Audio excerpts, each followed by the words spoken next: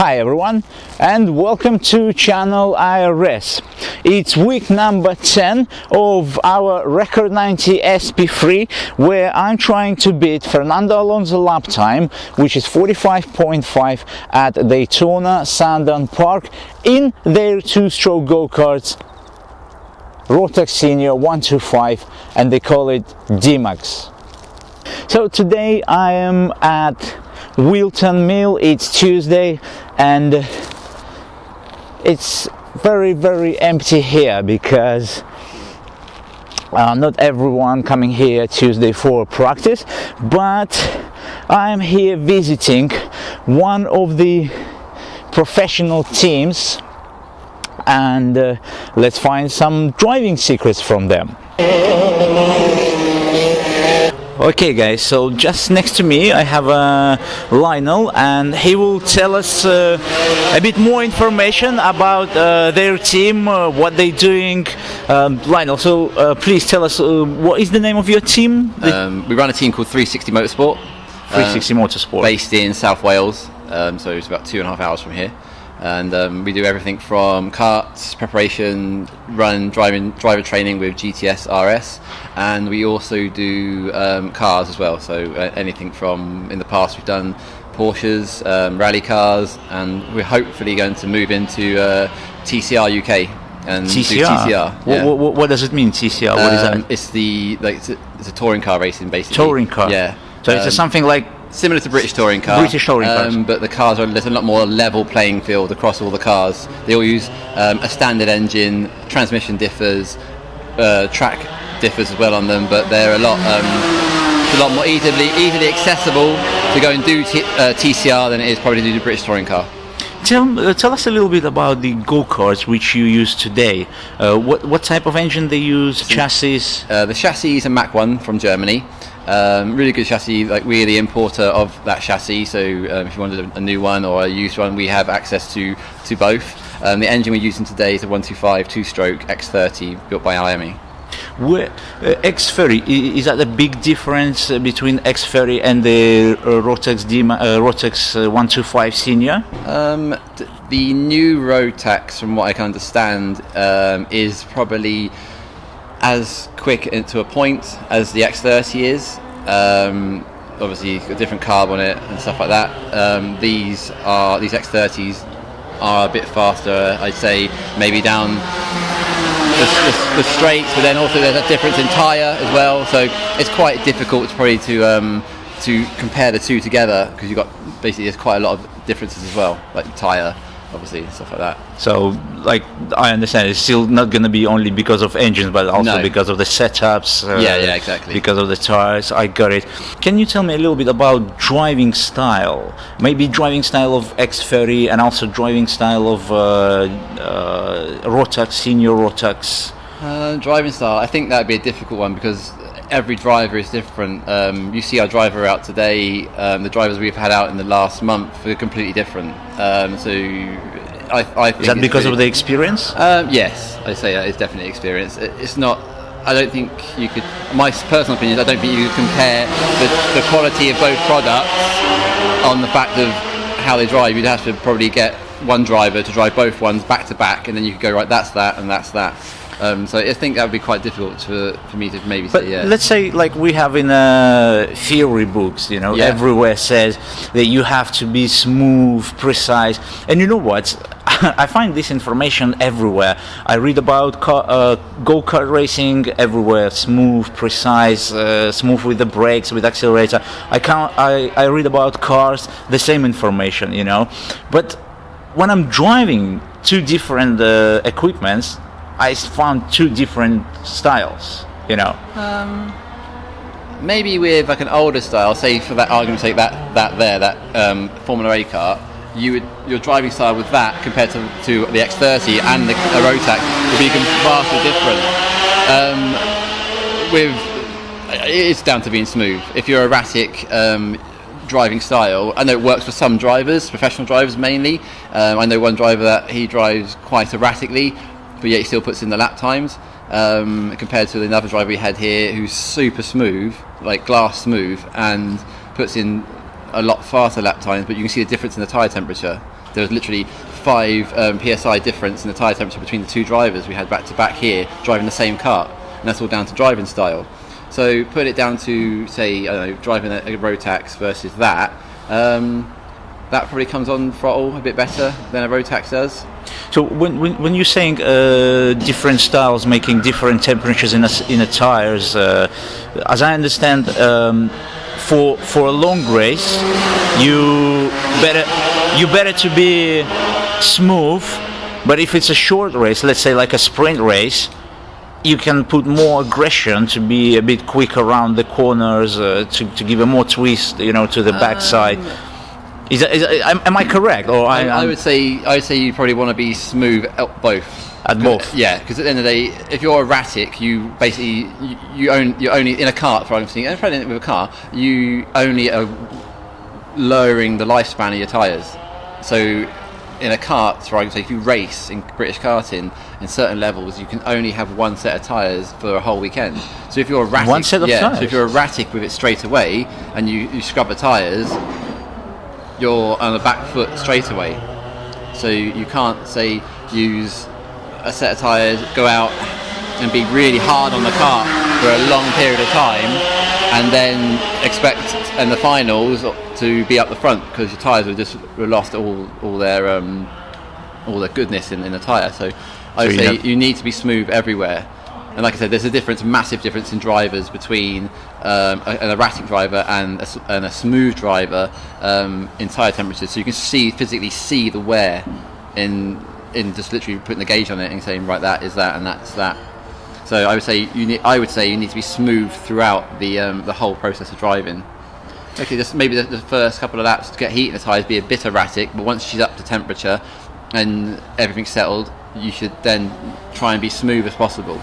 What can you say about heaviest karts, like a Copper kart? Like I do D-Max. I don't know if you know Club 100. Yeah.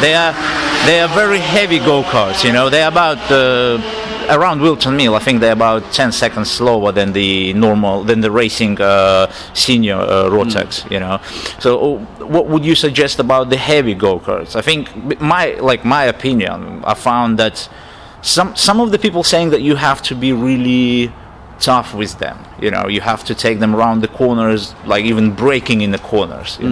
I've never driven a F100 or a D-Max here or anywhere, to be honest. So I can't really give you a really good idea. But say for argument's driving a corporate car indoors, depending on the surface, how good the concrete is, I find there's a lot. You slide the thing a lot more to carry the momentum and carry the speed through the corners. So compare it to this. It'd be difficult to say without driving one to say. Well, I think with this one, sliding is not welcome with these racing cars. Once you get, like this morning, it was quite slippery out there because the circuit was used on quite heavily, I think, on the weekend, and then it's rained, obviously, so it's washed all the goodness, all the grip off the circuit. So it was very quite a lot of understeer and stuff like that this morning, and also it's very quiet sliding, should we say. But when the grip is here, like during the summer last summer we were out, two of us were out in this car, and it was like 39 degrees temperature, and it was very grippy. Like you get out and you'd be physically exhausted because of the amount of grip that there is. But then I don't drive very often, and somebody who's out every weekend, so that would probably get out and be like, oh, it's fine. But it's definitely, it makes you work with these karts, these lighter karts and the corporate karts. It makes you work. But then I can imagine driving a corporate D-Max or F100, because of the weight, you are probably resting on it a bit more than what you probably would do with this. Well, yeah, you're more fighting with the go-kart rather than driving it around the corners, because it's seriously heavy, and you have. First of all, I think you need to have a lot of skills, lots of driving skills to drive it around the corner. I'm not the best one. That's why I'm going around different circuits, different teams, asking information, And one final question: to run professional karts, let's say to start with, maybe something not so expensive. What would you suggest? X30, Rotax, maybe something TKM. else. TKM. Yeah, I think it's an amazing class. A lot of people don't like it in the UK but it is incredible. This one which has a direct gear. Yes, direct drive. Direct drive. Push start. You can get them with a tag engine, so you can push the button start and make it start up. But amazing racing, really good, pure racing. Or if you don't have a huge budget and you want to do something where maybe you don't need a license, F100 or something like that, in a historic car, no, F100 that there would be a really good ground to go and do. But this stuff, X30, will definitely rinse you of money very fast. Perfect. Thanks a lot for all the information. So I'm going to go around the circuit and film a bit more. Thank you very much. Alright guys, so it's getting a bit more busy at Wilton Mills, so I'll try to go around and talk to more and more different teams, because we have a few more different type of engines. I think it's F1000 and there is a few more engines, so I'll find out and I'll let you know. Right guys, so as I said, we have a few more different types of go-kart engines here, and I met Leon, and he will tell us about his go-kart. So what go-kart you use? What type of engine? The go-kart I use is 20 years old. 20 years old? It's a 1997 Zip Bullet. And the chassis is 20 years old yes, as well? Yeah. So everything here is 100cc air-cooled, 20,000 revs. Is that the clutch one? No. Direct drive. Direct drive. Yeah. And what kind of championship they do with this engine? There's 2-3 years now. There's British F100 restarted. British F100. Yeah, pre-2000. When you're saying restarted, is that make a lot of changes? No, just start all over again. Oh, they start all over again. Yeah. And what can you tell me about this engine? How different it is if we compare to the senior Rotax? No, there's no electrics. Just no electrics? No buttons or clutches, or just a spark plug and ignition. What about and a carburetor? What about lap times? Are they gonna have a big difference? I would say these are lighter because there's not as much of them, but a top guy with this would be the same as a top X30 modern car. Same lap time. The same lap time, give or take. Okay. And what can you tell about driving style? Because you use 20 years old chassis. You have to do a lot more. It's a bit more. Yeah, a bit more work. But it's so much more fun. Well, that's an armchair, that is, and this is a rocking horse. So this one is let's say if we take a beginner in that one and in this one, so with this one he would have to work more. Yeah, it'd be all over the place. Is that because of the chassis stiffness? A little bit of that, and then it's just the way the power of the engine. Because there's no clutch, but it's direct. Yeah, because it's direct, so you have to actually be professional to go around the corners. You have to have a lot of experience. But anyway, tell me a little bit about driving style. Like, are you trying to be smoother with the direct clutch or with the direct gear? I'd say the style there's more of you have to make it go around the track a bit more. Whereas in a modern car, you can sort of steer it like a car. Whereas with the old styles, you have to, some corners you can steer around, some corners you have to make it. Like you have to force it to go around. Force it to go around. Like sometimes even, are you going round of the corners with the brakes or without brakes? Bit of both. Depends on the corner. Yeah. Okay. The fast corner down here, I drag it into the left. I drag the brake. Yeah. And then you release and go right. So you speak about the after start finish line. Yeah. Okay, so actually this one is more different driving styles. Like sometimes you smooth, sometimes you have to use aggression. Whereas in the modern one, if you're smooth, you're fast.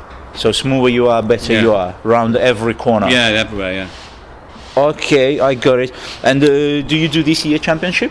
Yes, I am. I've done one race. We've done the Winter Cup down at Dunkswell, Nigel Mansell's track. Is that only one round? Or that was just a one-off day, yeah. Just Winter one-off day.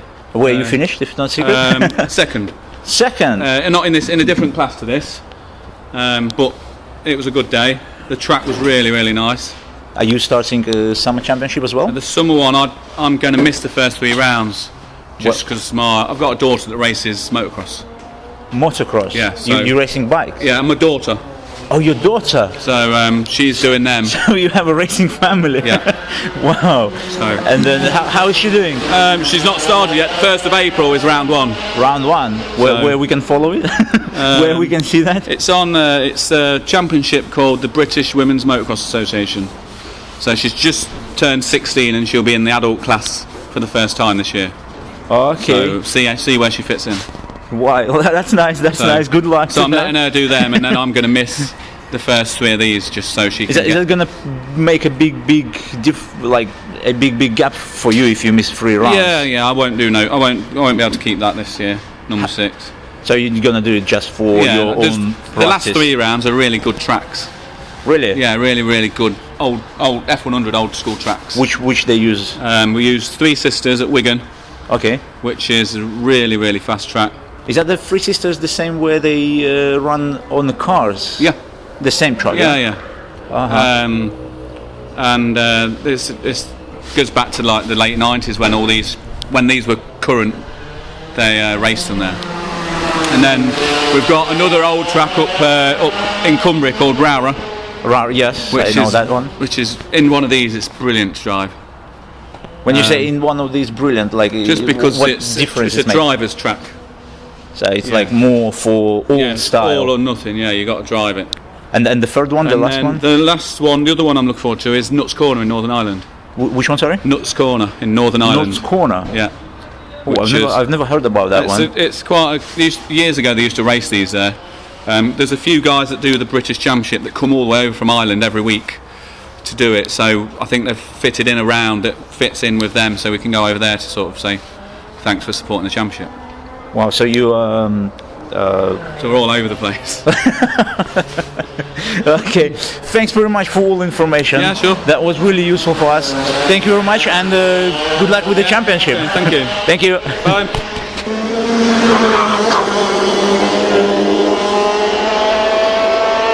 I'll be honest with you guys, I am first time at the practice session with a professional racing team, and as you could see, it's not only one team, it's a bit more teams arrived here, and I would recommend to every driver beginner, find the circuit near your place where you live and go into that place during the practice session, during the event, and try to be involved in a racing team. Try to be involved, try to approach them, talk to them, you know. Of course, if it's a during race, they're not gonna talk to you a lot, you know, so I would recommend to go there during the practice session, try to find that day when they're coming there, and then they're gonna talk to you more and more, because they when they're here for practice session, you know, they're standing there with each other, they're chatting with each other, sharing information about racing driving, about driving styles, about different championships, about different engines, about everything, tires, ignition, spark plugs, batteries, you know, everything. They talk about everything. Have you seen anyone who would let's say turn up for the racing and do good lap times? What, immediately? Yeah, like straight away. He took a seat in the go-kart and he's that doesn't happen. So there is no exceptions in the history. I know. You know what? The exceptions that you see in history, what the hell is this? They practice a lot more than you think.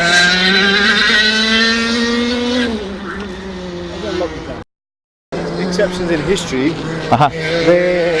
if you actually look back at what they did prior to their debut, they've actually done a lot of practice, a lot more practice than you think. So even these drivers that you see, the modern drivers, They're spending hours either on simulators, they're spending time on private testing, they're doing all sorts. So, Did you saw the first race of Lewis Hamilton when he finished third in the championship? in which one was that? In Jika, was it? No, it was in the Formula One. Oh, in F1, yeah. Yeah, in F1, and he finished third. Yeah. The first championship. Yeah, but that, you're talking about someone who's an extremely experienced racing driver, regardless of what he's racing.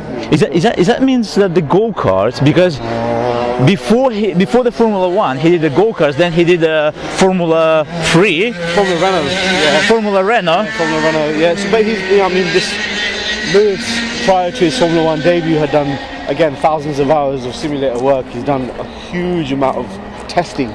So simulator is it a good practice for something what you're driving on the road after? Yeah, I think so. I think it does. What about feelings? Is that simulator can give you the same feelings?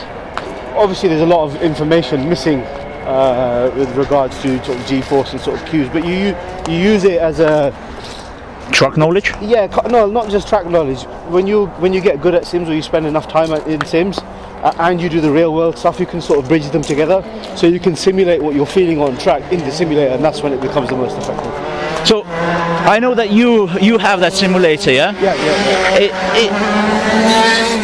Is that simulator which you have? Is that gives you at least 50% of what you have on a real truck? Well, I wouldn't put it in percentage terms. It's more about the kind of feelings. I mean, our simulator is highly developed, so it's as close to as reality as you can get. But at the same time, you don't get the G-forces. You don't get the same forces that you experience on the real track. Mm-hmm. But good enough drivers, they can then find a way to bridge that gap, and that's when the simulator becomes more effective for them. I've got a lot of knowledge from this day, so yes, I had a very good day today. But unfortunately, this is time for me to leave this nice place because I still have a lot to do, filming about racing, about go-karts, and even something more. But all about that we're gonna see next week. This week, let's move forward.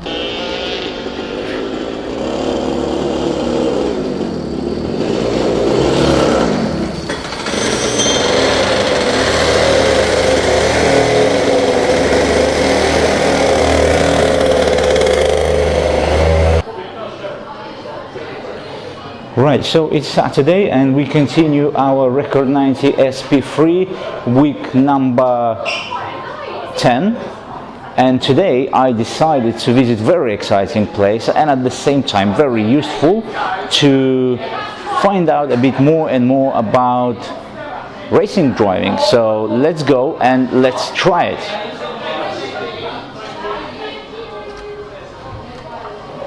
So today I'm visiting Let's Race simulators, and I just want to find out if simulators are really so good for practicing racing line, racing circuits.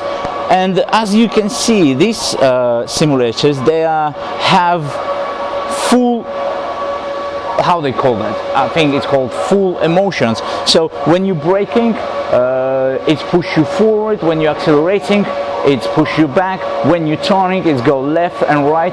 So these cars have all emotions, all the feelings like a Formula One car. So I am so interested to try this. So first of all, let's go and try it.